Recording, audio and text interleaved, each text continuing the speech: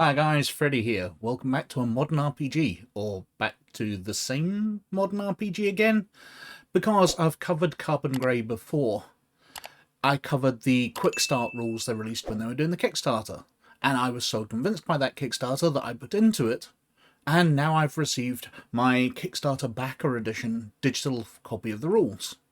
Now, I'll cover this game once again when I get my physical copy, which is a lot of coverage for me to give into one game when actually I'm a bit displeased at them. Because as I mentioned in a previous video, I did the Kickstarter backer for this, and I did quite a considerable backing. It was about $150 or so, because I wanted the rulebook, I wanted the graphic novel, so I had all the background, some of the source books, the dice, basically a bunch of stuff. The GM screen I think I got as well. Got a bunch of stuff for it. $150. And then they contacted me once the Kickstarter was finished and they were about to start shipping things and were like, hey, give us another $30 to actually ship it to you. Which I felt was a bit of a con. I have never backed a Kickstarter before where they have then contacted me for more money. All the Kickstarter I've got, they put the pricing for delivery into it. So I know if I'm going to give them money, they've got the money and they ship me my rewards. Whereas with this one, I backed it, and then they were like, well, you can only get your rewards if you give us more money. Which I'm not happy with. I dislike that, and I'm annoyed at them. And I kind of felt bad about it, because I was enthused about this on the Quick Start rule, and I did a rules breakdown of it as well. And I sort of told people to back this. So if they backed it, I feel like I've kind of led to them being conned as well. While I'm not totally bad about conning people, at least I should be getting some money for this. But nope, I got conned, I helped them con other people, or that's the way it feels to me. So I'm not well pleased with them. But I did back the game. It's a D6 based game, or using the D6 system. So the same as the old Star Wars game. Now, as I went through before, they have gone way back to the first edition Star Wars rules, which I think are slightly flawed, and they've reintroduced a lot of those flaws again, which makes it feel a bit unplaytested. And looking through these rules, once again, it looks like they have not playtested it. There's these errors in there, there's different ways that things can be messed up. The one that springs to mind is that if you are damaged, if you are hit at all, you lose your next action. So somebody who goes first, who can shoot and hit, or can hit you, even if they're not damaging you, even if you're wearing massive armor, you don't get to act. You've lost your action. So you can constantly get ticked away at and are unable to act, which is really annoying for a player. That's my main problem with that. Not that it's a method of winning battles by ticking or cheating or whatever, but to be a player sat there and go, oh, I'm going to have 2 actions this round. Oh, I dodged that attack, but I still get hit. Oh, well, I've lost my other attack. Oh, I've lost my other action. I'll sit and wait until next round. Oh, the enemy goes first again. They hit me. I lose my action. And so on and so forth, and just not get to act. It takes away player agency. It's a terrible rule in first edition Star Wars, and they've brought it back for this. But anyway, let's have a look through the rule book. It really is pretty. Obviously, the cover here is very nice, but throughout they've used artwork from the graphic novels, I assume. I haven't looked through the graphic novels. I've got my digital copy, but I don't want to actually read it on my phone or tablet or on the computer screen. I'm waiting till my physical one comes through to have a look through that in more detail. We've got some little bit of background here. I thought at first this might be the back cover, because there is no back cover once we get right through the document. But I've no idea. There's just a sort of intro text here, a Star Wars scroll, if you will. The credits to it, contents and index, and then we've got, as I said, lots of lovely artwork throughout the world of Carbon Grey. So it's an introduction chapter. It's not really that much about the world. You know, lies your destiny, the Stone of Gottfaust, the powers that be. One of the things which annoyed me in the quick start rules is the font they use for these headings. That S being sort of diagonal really annoys me. I find that very hard to read in places. Carrying on through, it details the different powers. So you've got the Middle European Empire, who are the bad guys, the Axis powers, the Allies, the Western Front, no man's land. This is basically a steampunk science fiction-y version of World War One. So what we've got, forces on the front, the Warriors Divine, the Sisters Grey, Purge Corps, the Kaiser's Finest, Walking Doom. Themes, lifestyles of the rich, the foot sloggers, and the lawbreakers. As I said, those S's make it hard for me to read it. So we've got different types of characters, worldviews of the aristocrats, of the doughboys, of the outlaws. We've got a section introducing role-playing games. West End Games retro RPG roots. The magnetic variant, classic gameplay with a hint of grey. Because it is introducing some newer game styles to the D6 system. The D6 system obviously really hasn't been updated since 1999. It's 20 years out of date. There's a lot of game styles to role-playing games which have come in, which allow a lot more player agency, that allow players to lead the stories in directions and make it far more interesting. D6 system doesn't have any of that, and they've tried to weave that in somewhat. What you need to play, tabletop, interwebs, types of play, serial play, premier play, solo play, how to make a character. You've got quirks, obligations, remarkable abilities, mementos. You've got your merits and demerits.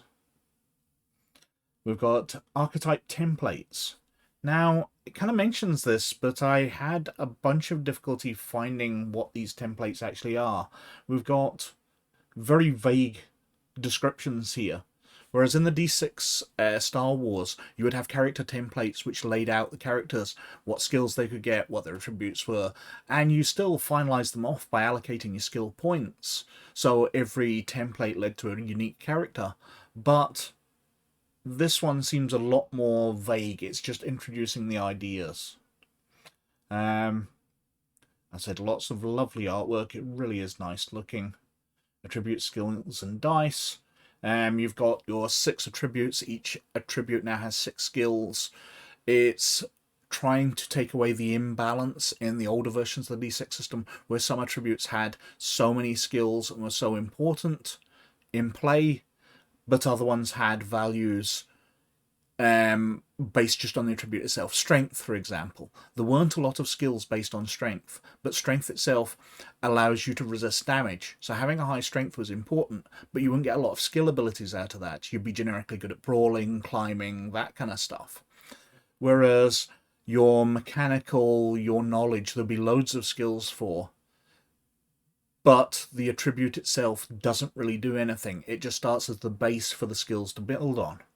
So they've tried to balance that a lot more by making all the skills equally important. It's an interesting attempt at it. I'm not sure I think it's been 100% successful, but it's definitely a good way to take the D6 system. Success and failure, it's going with, rather than set target numbers, we've got success being levels above and below that. Whereas in the old D6 system, you'd go for your target number, over it you succeeded, below it you failed. This has gradated levels, so you've got ordinary failures, exceptional failures, catastrophic success, and if you meet the target number exactly, it's only a partial success. You need ordinary or exceptional successes, so you need to exceed the target number. We've got things about the wild die here, where it introduces setbacks rather than just reducing your die roll as it did in the D6 system. It allows you to do more story-related things, the setbacks, there's benefits when you roll 6s, etc. We've got the hero points, which are basically force dice, which skills do you use, going through all the rules section, and then all the skills. As I said, these S's really annoy me, using multiple skills. All I can read there is kill. Are they sending me secret messages? Who am I to kill? But I don't know. They're just really annoying font. Scale is in there. Scale, actually, I've been super impressed by when I covered Men in Black fairly recently, how it handled scale. It was way better than the original D6 Star Wars. Worked far, far better. And this is a step in a totally different direction, and I'm not impressed with it like I was with the Men in Black system, which was just so simple, but had all the benefits. Trusting to luck, be who you want to be. We're onto character creation, so you select your template, your character persona, different quirks, you know, there's random tables there if you want to roll on them or select. You've got your obligations, remarkable abilities, so you might be educated and get a +1 on all rolls using your knowledge. Hardened, ignore mental attacks and trauma equal to or less than twice your psyche. Just lots of extra special abilities. We've got details, so is your character bulky, burly, slight? All random options, or I suppose if you've got a character in mind, just go and make your character up. We've got the registration card. I like the way these are made out like old printed cards. I am definitely impressed with those. The font's a bit unreadable, but it just looks lovely. I'm impressed with that. It talks about making your own template, which is kind of odd. And then we've got a solo play adventure. Something that West End Games did a lot with their RPGs was have solo player ones. Basically, you choose your own adventure style, where you read through the chapter and it says, if you do this, turn to page such and such. If you do that, turn to page such and such else. They do these and introduce you to the rules. So it's asking you, like, make a DN 15 strength roll. So roll your strength against target number 15. It's introducing to the rules while you've got playing through single player. Really nice. Combat and recovery, so it goes through the combat system. Very similar to other D6. I'm going to start skipping through a bit faster because this is 225 pages long and we are only at page 74. Gear and weapons, so your standard stuff. Another thing I'm not that keen about, as well as the constant appearance of this font, classes and ranges, is that the weapons are split over multiple tables. So we've got firearm ranges on this for different types of gun. Then we've got ammunition for different types of gun. Then we go on to individual firearms, which have their damage and their own separate ranges and notes. Just give us one big table with everything on it. Split it across 2 pages or whatever. Make it easy. Don't make us flick between pages and look. It's worse in PDF than anything because you can't just keep your fingers in. You're constantly flicking between pages. But anyway, lots of different equipment, different types of melee weapons, grenades, explosives, high-tech heavy weapons, just ordinary equipment and armor. And then we're on to the vehicle rules. So, how vehicles work in combat, catastrophic effects, subtable, ramming and collisions. Vehicle weapons, how they work. Vehicle ammunition. Then we've got example ones, so the Wolf-Vocker DR910 warplane. And this is really where it comes into its own. There's some lovely artwork of the different vehicles in here. A floating fortress, a war bomber, dart tail sitter. I like this a lot more where you can easily see exactly what you're going for. You've got the images, absolutely gorgeous artwork, and then the descriptions and stats of the things. You know, wheeled war wagons, King's battle tanks, unicorn tank. Just look at that, that's lovely. Even down to the colour grading with the background to the image. Really nicely done, well laid out. Their publishing standards are absolutely lovely, except for that damn font at the top. Cruisers. I've moaned about that so much. What else we got? Different military vehicles, locomotive engines, carriages, cars, motorcycles, a marching box. And then we're on to the section about the world. So we've got the world map. It's supposed to be World War I, but a fantasy version of it, or a fictional version of it. So we've got the Kingdom of Lions, which is basically England, or the United Kingdom. You know, it's made up into different areas. Kurno. Oh, those are the cities, sorry. We've got Sarkany, which is basically Ireland, but there's different areas within that. Then we've got the different kingdoms, so probably France here, Germany over here, Ursa, which is obviously the Soviet Union over there. And details about all of them. So it goes into them a bit, currencies, some background information, points of interest, the different people within it.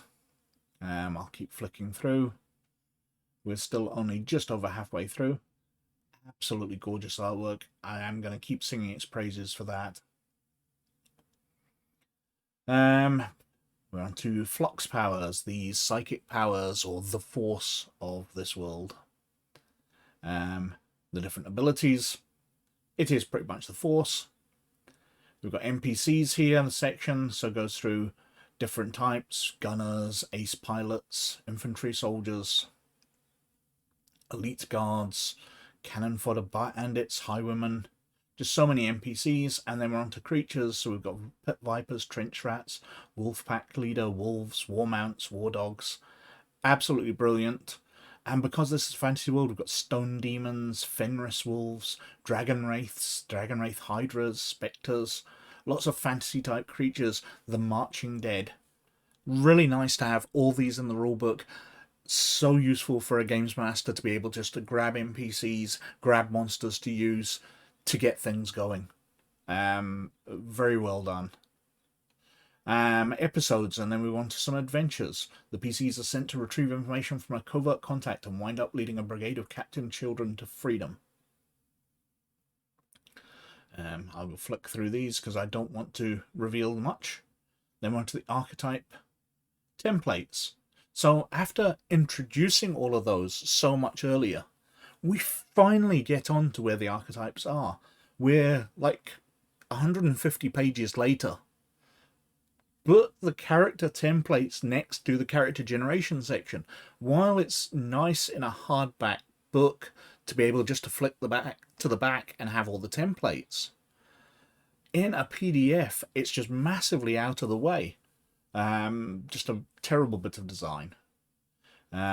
Free lords, ladies, just all the templates through.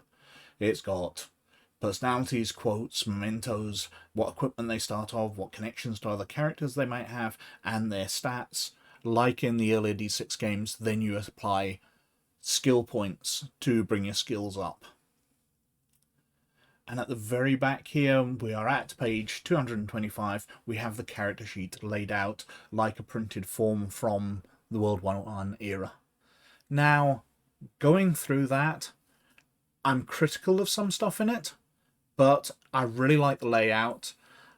I've yet to read the background and see how much I get into that, but everything else is there. It's a really well put together book. There's some formatting problems with the templates being in a stupid place, with a stupid font having been chosen, and a few other annoying little things. But generally, the D6 rules are solid. It seems like a really quite interesting background, and I'm well happy that I've bought it. I can't wait to get my hands on the hardback book, and when I do, I'm definitely going to go over it again. Probably in a little more detail than this. This was just very much a flick through. Now, I've received a couple of source books, which I'll do in separate videos, but that is the Kickstarter backer version of Carbon Grey. Let's flick back to the front cover, which is very nice. That's kind of all I've got to say about it. So thank you very much for watching. But, as always, most of all, you look after yourselves. And I'll catch you later. Bye now.